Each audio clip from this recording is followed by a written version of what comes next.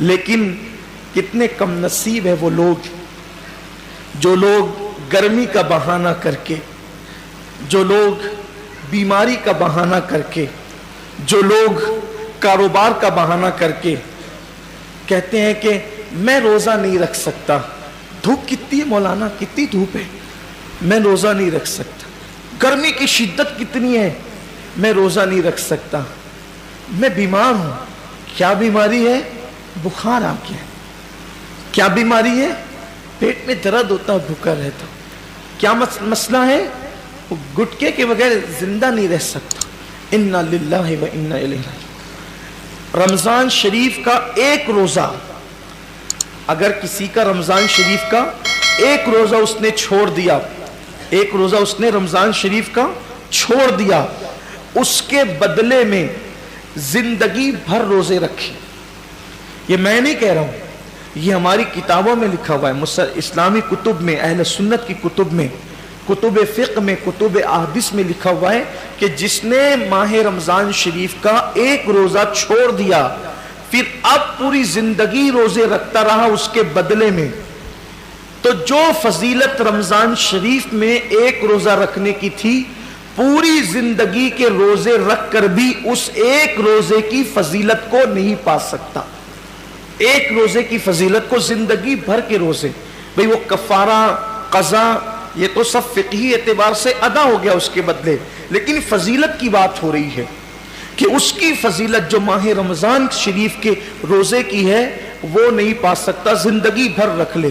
اور پھر ان کے جبڑے جو آگ کی کینچی سے کاٹے جائیں گے جنہوں نے روزے نہیں رکھے ہوں گے، بڑا دردناک عذاب ہے جنہوں نے روزے نہیں رکھے ہوں گے۔ یہ گرمی کا بہانہ کچھ نہیں، یہ سب لنگڑے لولے بہانے، بیماری کا بہانہ کچھ نہیں، کوئی بیماری نہیں۔ ڈاکٹر صحیح کہہ رہا ہے یا اللہ کے رسول کا فرمان صحیح ہے؟ سرکار ابد قرار صلی اللہ علیہ وسلم فرماتے ہیں روزہ رکھو صحت مند ہو جاؤ گے۔ یعنی روزے میں بیماری نہیں ہے، روزے میں شفا ہے، روزے میں شفا ہے۔ آپ دیکھیں اکثر بیماریوں میں ڈاکٹر کہتا ہے کہ کھانے سے پرہیز کرو، کم کھاؤ، بیمار ہو تو اس کو اناج مت دو، بہت ساری بیماریاں جس میں کہتے ہیں اناج مت دو۔ روزے میں کیا ہے؟ بھوکا ہی تو رکھا جا رہا ہے، پیاسا ہی تو بھوکا اور پیاسا رہنے سے کوئی مرتا نہیں، بیماری بڑھتی نہیں بلکہ بیماری کنٹرول ہوتی ہے۔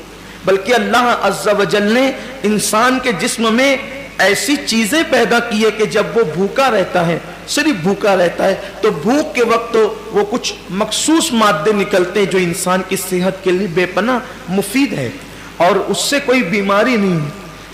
مجھے اچھی طرح یاد ہے میری والدہ کا آپریشن تھا مالیگاؤں کے کھڈی کے غیر مسلم ڈاکٹر کے یہاں، نام بھی لے سکتا ہوں لیکن چھوڑتا ہوں اس کو، تو اس کے یہاں تو میں جب آپریشن کا بل پیڈ کرنے کے لیے گیا تو اس نے مجھے جب وہ چائے پیش کی تو میں نے سوچا کہ کہیں اس کا دل نہ دکھ جائے، تو مجھے کہنا پڑا کہ میں روزے سے ہوں۔